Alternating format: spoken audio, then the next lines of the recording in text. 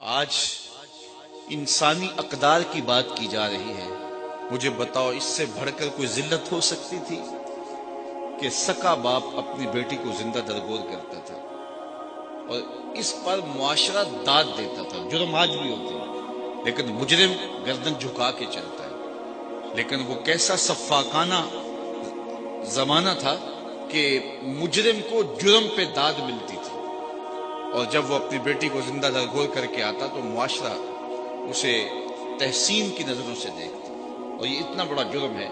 اللہ قرآن مجید میں ارشاد فرماتا ہے وَإِذَا الْمَوْءُودَةُ سُئِلَتْ بِأَيِّ ذَنبٍ قُتِلَتْ. قیامت کے دن سب سے پہلا فیصلہ قتل کا ہوگا, سب سے پہلا سوال نماز کا ہوگا اور سب سے پہلا فیصلہ قتل کا ہوگا. دوسرے لفظوں میں یہ سمجھ لیں کہ حقوق العباد میں سب سے پہلے قتل کا فیصلہ ہوگا اور حقوق اللہ میں سب سے پہلا سوال نماز کا ہوگا. اور پھر اس قتل میں بھی سب سے پہلے ان بچیوں کا قتل جو زندہ درگور کی گئی, ان کے ظالم باپ کٹہرے میں کھڑے ہوں گے. اللہ تعالیٰ ان بچیوں سے پوچھے گا بِأَيِّ ذَنبٍ قُتِلَتْ, کس جرم میں تمہیں قتل کیا گیا. اب سوال یہ ہے کہ ان بچیوں کو تو پتہ ہی نہیں کہ ہمیں قتل کیوں کیا گیا. ابھی آنکھ کھلنے نہیں پائی تھی کہ نوچ لی گئی. ابھی شعور سنبھلنے نہیں پایا تھا کہ گلا دبا دیا گیا, مٹی تلے دبا دیا گیا. انہیں تو پتہ ہی نہیں کہ یہ غضب کیوں ڈھایا گیا ہمارے اوپر, ہمارے ظالم ماں باپ نے یہ قہر کیوں توڑا. ان سے کیوں پوچھا جا رہا ہے جن کو پتہ ہی نہیں, اور ظالم باپ کے ٹہرے میں کھڑے ہیں. اور دنیا کا یہ اصول ہے کہ مجرم سے اسباب جرم پوچھے جاتے ہیں, محرکات اسے پوچھے جاتے ہیں, صفائی کا موقع بھی دیا جاتا ہے. تو اللہ کی عدالت میں ان مجرموں کو جو کٹہرے میں کھڑے ہیں, پہنچ سے باہر بھی نہیں ہے, ان سے نہیں پوچھا جا رہا, ان بچیوں سے پوچھا جا رہا ہے بِأَيِّ ذَنبٍ قُتِلَتْ. تو یہ سوال اٹھایا مفسرین نے, ان بچیوں سے کیوں پوچھا جا رہا ہے, ان کے ظالم باپوں سے کیوں نہیں پوچھا جا رہا. تو جواب یہ دیا کہ بیٹیوں کا قتل اتنا گھنونا جرم ہے کہ اللہ تعالیٰ ان ظالم باپوں سے بات کرنا بھی گوارا نہیں کرتا. وہ اس قابل بھی نہیں ہے کہ ان سے خطاب عتاب بھی کیا جائے. اس لیے کہا ان کو جا رہا ہے اور جھڑکا ان کو جا رہا ہے. تو اتنا بڑا جرم جٹائی کے ساتھ ہوتا ہے, فخر کے ساتھ ہوتا ہے, معاشرے میں داد ملتی ہے اور کوئی اس کے راستے میں رکاوٹ ڈالنے والا نہیں ہے. یہ میرے حضور تھے جنہوں نے آ کے کہا بیٹیوں کو قتل کرنے والوں سن لو, میری بیٹی فاطمہ میرے جگر کا ٹکڑا ہے. اس کو صرف ہم کلمہ محبت کے مزاج میں لیتے ہیں, ذرا اس پہلو پہ بھی غور کیجیے. جب بیٹیوں کو زندہ درگور کر کے باپ فخر کرتا ہے, اس زمانے میں یہ کہنا کہ میری بیٹی میرے جگر کا ٹکڑا ہے, یہ کتنی بڑی بات تھی. اور فرمایا جو دو بہنیں اور دو بیٹیاں اللہ کی رضا کے لیے تربیت کر کے پروان چڑھا کے ان کا نکاح کر دے, کل قیامت کے دن وہ میرے ساتھ اس طرح ہوگا جس طرح میری یہ دو انگلیاں. ایک شخص کھڑا ہوا, حضور اگر کسی کی دو بیٹیاں نہ ہوں تو ایک ہی بیٹی ہو, تو فرمایا اس کو بھی یہ اعزاز ملے گا. تو کہاں بیٹیاں زندہ درگور کی جا رہی ہیں اور کہا جس کی ایک بیٹی ہے وہ آرزو کر رہا ہے کاش کہ میری بھی دو بیٹیاں ہوتی. یہ تھی تبدیلی, یہ تھا حضور کا لایا ہوا دین. میں وہاں گجرا والا مارکیٹ میں گزر رہا تھا تو میں ایک بوڑھے شخص کو دیکھا کہ اس نے اپنی کمر پہ بوریاں لادی تھی اور چل رہا تھا. میری شناسائی تھی تو میں نے روک کے پوچھا کہ آپ اس بڑھاپے میں کام چھوڑ کیوں نہیں دیتے. تو اس کی آنکھوں میں نمی آ گئی اور ایسے اس نے انگلی اٹھائی اور آج تک وہ اس کا انداز مجھے بھولتا نہیں ہے. اس نے کہا کہ جناب میری ایک بیٹی رہتی ہے جس کی میں نے ابھی شادی کر دی ہے. تو میں سوچنے لگا کہ یہ باپ تو زندہ درگور کرتا تھا اور آج یہ بڑھاپے کے باوجود اپنی کمر پہ بوریاں لاد رہے ہیں کہ میں نے بیٹی کی شادی کر دی تھی. یہ بھائی تو قتل کر دیتا تھا کل میرا کوئی بہنوئی نہ کہلائے, اور آج وہ فیکٹری میں اوور ٹائم لگا رہا ہے, پردیس کاٹ رہا ہے, دکھ برداشت کر رہا ہے, میں بہنوں کے ہاتھ پیلے کر رہا ہوں. تو ان کے سینے میں یہ پیار کس نے لکھ دیا؟ جواب ایک ہی آئے گا, میلاد والے نبی نے. اب کوئی شخص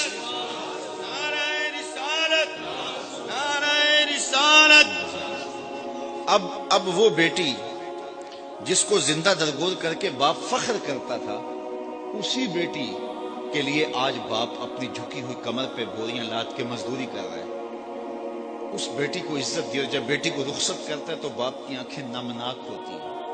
کوئی بندہ کہے اس بیٹی کو کہ تو حضور کا میلاد نہ منایا کر, میرے پاس یہ اتنے دلائل موجود ہیں تو وہ کہے گی منہ ادھر کر، مجھے تو عزت ہی حضور نے دی ہے، مجھے تو وقار ہی حضور نے دیا ہے۔ مولانا ظفر علی خان بولے ہم جس میں بس رہے ہیں وہ دنیا تم ہی تو ہو، ہمارا تو سب کچھ ہے ہی حضور ہے، لیکن تو ہی ہوتے ہیں میریاں آساں دا سہارا، دس کنوں کراں جے تینوں نہ کراں یاد۔ بہن کی آبرو نہیں تھی، حضور علیہ السلام حضرت شیمہ کے ساتھ جو پیار کی انوکھی داستان رقم کی، جب ان کے قبیلے کے لوگ پکڑے گئے اور وہ حاضر خدمت ہوئی اپنے لوگوں کو چھڑانے کے لیے، تو حضور استقبال کے لیے کھڑے ہو گئے، اور پھر حضور نے چند گھوڑے اور چند جوڑے دیے اور پوچھا کہ کدھر آئی ہو؟ تو انہوں نے کہا کہ اس مقصد کے لیے آئی ہوں۔ تو فرمایا تم نے ویسے پیغام بھیج دیا ہوتا۔ اللہ اکبر!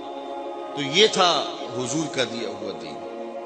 ستیلی ماں تو ترکے میں بٹتی تھی، یہ تو سارے جانتے ہیں، لیکن تاریخ عرب ہے کہ سکے 3 بھائیوں نے اپنی سکی ماں کو 900 دراہم میں فروخت کر کے 300 درہم بانٹے تھے، یہ تاریخ ہے۔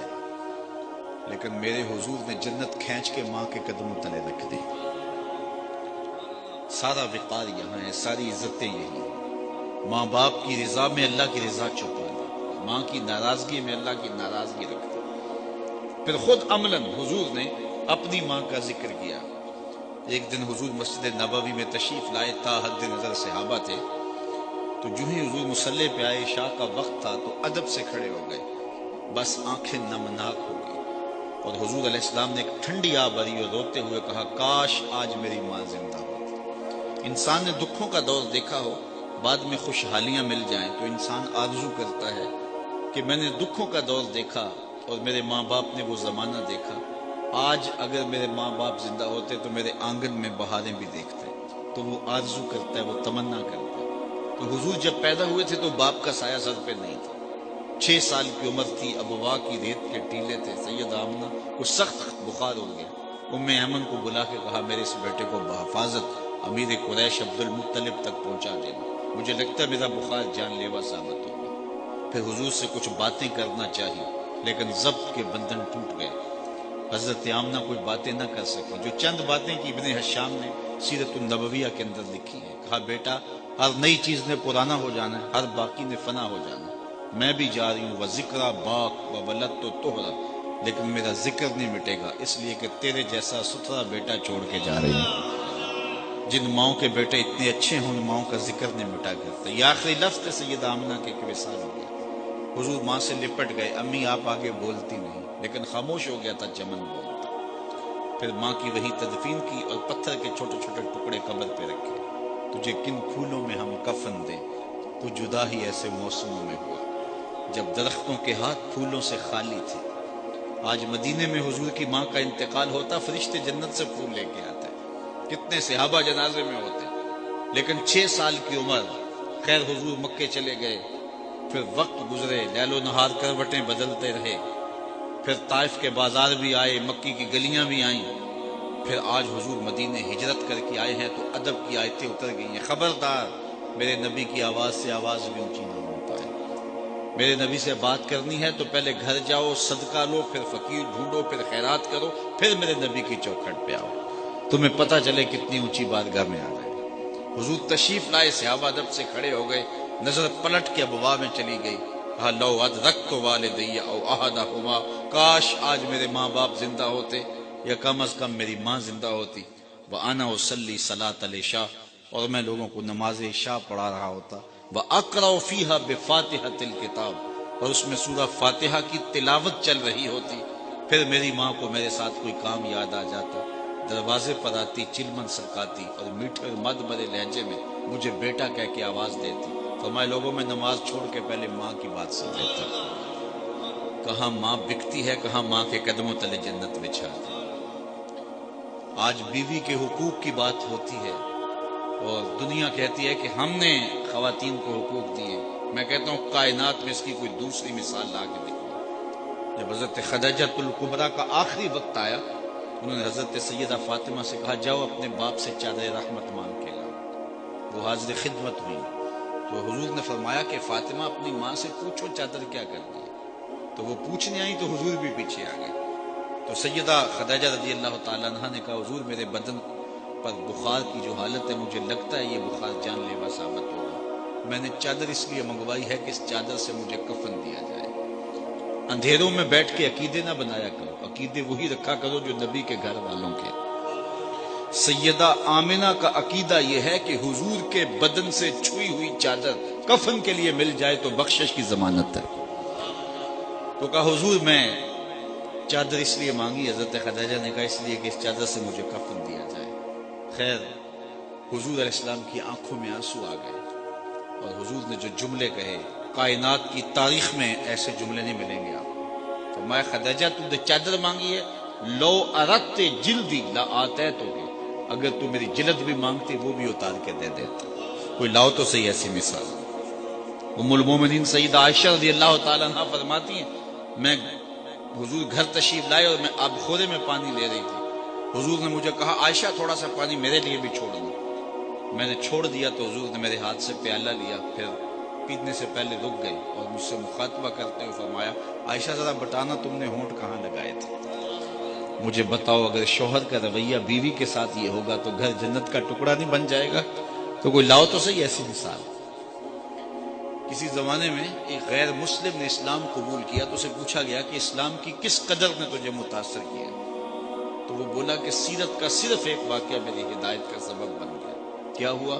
کہا مجلس رسول صلی اللہ علیہ وسلم لگی تھی، لوگوں کا ہجوم تھا، ایک شخص نے عرض کی حضور میرے لیے دعا کر دیجئے، میرا بچہ کئی دنوں سے گم ہے، مل نہیں رہا، مل جائے۔ قبل اس سے کہ حضور کے ہاتھ اٹھتے اور اجابت کے سارے در کھل جاتے۔ ایک شخص مجلس میں موجود تھا، کھڑا ہو گیا، حضور میں ابھی فلاں باغ کے قریب سے گزر کے آیا ہوں اور میں اس کے بچے کو جانتا ہوں، وہاں میں نے بچوں کے ساتھ کھیلتے ہوئے دیکھا۔ باپ نے جب سنا کہ میرا بچہ فلاں باغ میں ہے تو اس نے دوڑ لگا دی، فرمایا اسے بلاؤ۔ بلایا گیا، بہت جلدی؟ جی حضور آپ جانتے ہیں ایک باپ کے جذبات کیا ہوتے ہیں؟ کہا اچھی طرح آگاہ ہوں، لیکن تمہیں بلایا ہے تو بلانے کا بھی ایک مقصد تھا۔ جی حضور ارشاد فرمائیے۔ فرمایا جب باغ جاؤ بچوں کے ساتھ اپنے بچے کو کھیلتا ہوا دیکھ لو تو بیٹا بیٹا کہہ کے آوازیں نہ دینے لگ جاؤ، جو نام رکھا ہے اس نام سے پکار دو۔ عرض کی حضور میرا بیٹا ہے، اگر میں بیٹا کہہ کے پکاروں گا تو حرج بھی کیا ہے؟ فرمایا تم کئی دنوں سے بچھڑے ہو، تمہارے لہجے میں بلا کا رس ہوگا اور تم نہیں جانتے، ہو سکتا ہے کھیلنے والوں میں کوئی یتیم بھی کھیل رہا، اور جب تم اپنے بیٹے کو بیٹا کہہ کے پکارو گے، اتنا میٹھا لہجہ ہوگا تو اس کے دل پہ چوٹ لگے گی، کاش آج میرا باپ ہوتا تو مجھے بھی بیٹا کہہ کے پکار۔ کہا یہ شوق گھر جا کے پورا کر دے۔ کوئی لاؤ تو صحیح کائنات میں ایسا۔ بیوہ کے سامنے اپنی بیوی سے پیار کرنے سے روکا گیا، یہ شریعت بیضا کا مزاج ہے۔ غریب کے سامنے اپنی دولت کی نمائش کرنے سے منع کیا گیا، بلکہ میرے حضور نے یہاں تک فرمایا اپنے گوشت کی خوشبو سے غریب ہمسائے کو تکلیف نہ دو، یا تو تھوڑا سا پانی زیادہ ڈال لو اور شوربے کی ایک پیالی ہمسایوں کے گھر بھی بھیج دو، اور اگر ایسا نہیں کر سکتے تو ایسے زاویے میں کھانا پکاؤ کہ اس کے بچوں تک مہک نہ پہنچے۔ بچے بچے ہوتے ہیں، ضد کر بیٹھے تو وہ مزدور کیسے ضد پوری کرے گا؟ ان بلکتے بچوں کے آنسو کون پوچھے گا؟ وہ کیا کسی نے کہا نا دوپہر کو سلا دیتی ہے بچوں کو وہ اس ڈر سے، دوپہر کو سلا دیتی ہے بچوں کو وہ اس ڈر سے، گلی میں پھر کھلونے بیچنے والا نہ آ جائے۔ تو کہا حضور کی سیرت کے اس واقعہ نے کہ یتیم کے سامنے اپنے بچے سے بھی پیار نہیں کرنا اور اس کو بھی جو ہے وہ بیٹا کہہ کے آواز دے دینی، اس نے مجھے بتایا کہ کتنی نزاکت قلبیہ کا لحاظ رکھنے والے حضور ہیں۔ رب بھی قرآن میں کہتا ہے عزیز علیہ ما عنتم، تمہارا مشقت میں پڑنا نبی پہ گراں گزرتا ہے۔ اتنے لطیف جذبات کے مالک ہیں۔ کوئی لاؤ تو صحیح، لو تدخلوا شوکۃ فی رجل احدکم لوجدت علمها، اے امتی تیرے پاؤں میں کانٹا چبھے تو تکلیف مجھے ہوتی، مبتلائے درد ہو کوئی عذر روتی ہے آنکھ، کس قدر ہم درد سارے جسم کی ہوتی ہے آنکھ۔ ایک خاتون تھی جس کا توازن عقلی ٹھیک نہیں تھا۔ ایک دن حضور ممبر پہ تشریف فرما تھے، وہ دروازے پہ آئی اور حضور کو اشارہ کیا کہ میری بات سنو۔ حضور اٹھ کے دروازے پہ چلے گئے۔ مجھے معاف کرنا، یہ جو پیری مریدی کا ہمارے ہاں کلچر ہے یہ نبوی مزاج سے ٹکراتا ہے۔ آج پیر بت بن کے بیٹھا ہوا ہوتا ہے، اس کا سٹیٹس نہیں دیکھا جاتا۔ رسول اللہ سے بڑا سٹیٹس کس کا ہو سکتا ہے؟ اس بڑھیا کی بات سننے کے لیے حضور تشریف لے جاتے ہیں۔ اس نے کہا میں آپ سے کوئی باتیں کرنی ہے؟ کہا جی بالکل کرے۔ فرمایا کیجئے جو کہنا کہو۔ اس نے کہا یہاں نہیں۔ کہا کہ آپ باہر کھلی جگہ پہ تشریف لے جائیں، میں وہاں آپ سے کوئی باتیں کروں۔ حضور وہاں چلے گئے۔ کڑکتی دھوپ، عرب کا موسم، اور اس عورت کا توازن عقلی بھی ٹھیک نہیں ہے۔ پھر باتیں سننے کے لیے جس کو حضور مل جائیں، وہ کیا کسی نے کہا نا، اسی شوق میں کی ہیں تجھ سے ہزار باتیں، اسی شوق میں کی ہیں تجھ سے ہزار باتیں، تیرا حسن تیرے حسن بیاں تک دیکھوں۔ تو اس نے لمبی باتیں کی، جب تھک ہار کے خود جانے لگی تو صحابہ کہتے ہیں ہمیں غصہ تو بڑا آ رہا تھا اس عورت پہ، لیکن کہہ کچھ نہیں سکتے تھے، حضور خود دھیان سے سن رہے تھے۔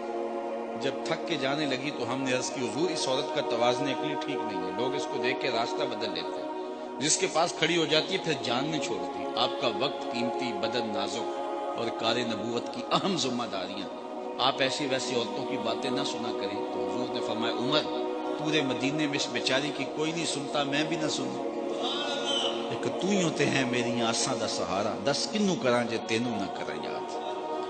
تو کیا میں اس آقا کا میلاد نہ مناؤں؟ یار ساری زندگی میلاد میں گزار دوں، حق کے شکر پھر بھی ادا نہ کیا۔ سویر کو بھی میلاد، شام کو بھی میلاد، دن کو بھی میلاد، رات کو بھی میلاد، ساری زندگی اس آقا کے نام لگا دوں، حق کے شکر پھر بھی ادا نہ۔ ہم اپنے میلاد کو چند دنوں تک محدود نہ کریں، پوری زندگی پر پھیلا لیں حضور کے میلاد اور آقا کی غلامی اور حضور کی نیاز مندی اور حضور کی نوکری کا حق ادا کریں۔ حق ادا فی نفسے ہی ہو تو سکتا نہیں ہے، لیکن اپنی زندگی ساری ان کے نام لگا دیں۔ جئیں تو حضور کے لیے، مریں تو حضور کے لیے، زندگی کی ایک ایک سانس وقف کر دیں حضور کے لیے۔ جن کے لب پہ رہا امتی امتی، یاد ان کی نہ بھولو نیازی کبھی، وہ کہیں امتی تو بھی کہہ یا نبی، میں ہوں حاضر تیری نوکری کے لیے۔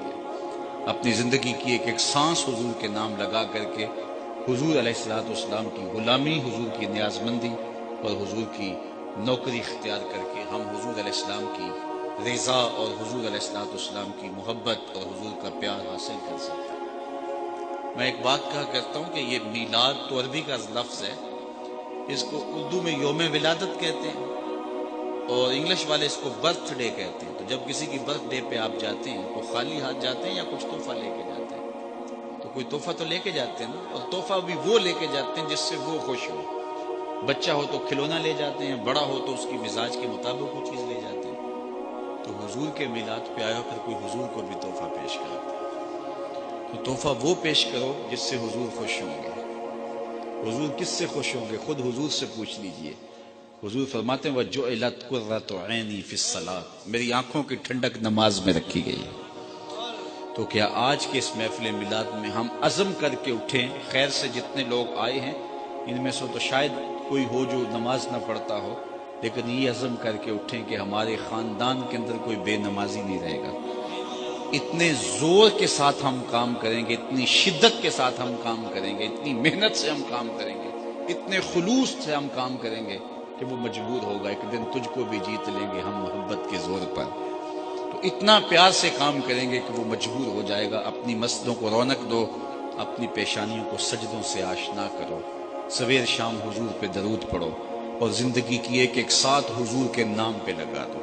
اقبال کا سارا فلسفہ نچوڑو تو جو رس نکلتا ہے، جو جوس نکلتا ہے وہ یہ ہے کہ محمد سے وفا تو نے تو ہم تیرے ہیں، یہ جہاں چیز ہے کیا لوح و قلم تیرے ہیں۔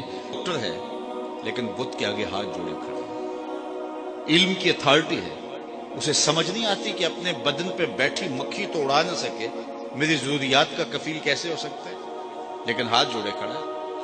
دوسری جانب MBBS ڈاکٹر ہے اور گائے کے پیشاب کو تبرک سمجھ رہا ہے، اس کی طب نے اسے نہیں بتایا کہ اس میں کتنا تعفن ہے، اس میں جراثیم کتنے ہیں، لیکن اس کو تبرک سمجھ رہا ہے۔ میرا تعلق ایک دیہات سے ہے اور میں نے اپنی مسجد کی ٹوٹیوں پر ایک 7 سال کا بچہ دیکھا جو اپنے پائنچے کو مل مل کے دھو رہا تھا۔ تو میں نے اس کو کہا کہ اتنا زیادہ پانی تم نے کھولا ہے، جھڑکنے کے لہجے میں کہا۔ اس نے کہا حضرت میں گلی سے گزر رہا تھا، کسی جانور کے پیشاب کا چھینٹا میرے پائنچے پہ گر گیا اور میں سکول جا رہا۔ وہ کسی دارالعلوم کا فاضل نہیں تھا کہ جس نے نجاست خفیفہ و غلیظہ کے حکام پڑھے ہوں، سکول کا بچہ تھا اور پائنچے پہ پڑے ہوئے پیشاب کے چھینٹوں سے اپنے لباس کو مل مل کے دھو رہا ہے۔ تو میں سوچ میں پڑ گیا کہ اس ڈاکٹر کو تو سمجھ نہیں آئی، اس 7 سال کے بچے کو سمجھ آ گئی۔ تو میرے اندر سے آواز آئی، ہے وہ ڈاکٹر لیکن اس کے ہاتھ میں دامن میرے حضور کا نہیں ہے، اور یہ ہے بچہ ماں نے گڑتی میں حضور کا پیار دیا ہے، تقدس روح تک اتر گیا ہے۔ تو اگر روشنی چاہیے، تقدس چاہیے، اجالا چاہیے، زندگی کا حقیقی نور چاہیے، تو وہ آمنہ کے لال کی دہلیز سے نصیب ہوگا۔ تو ہم خود آشنا بھی نہ ہوتے اگر ہمیں حضور کی دہلیز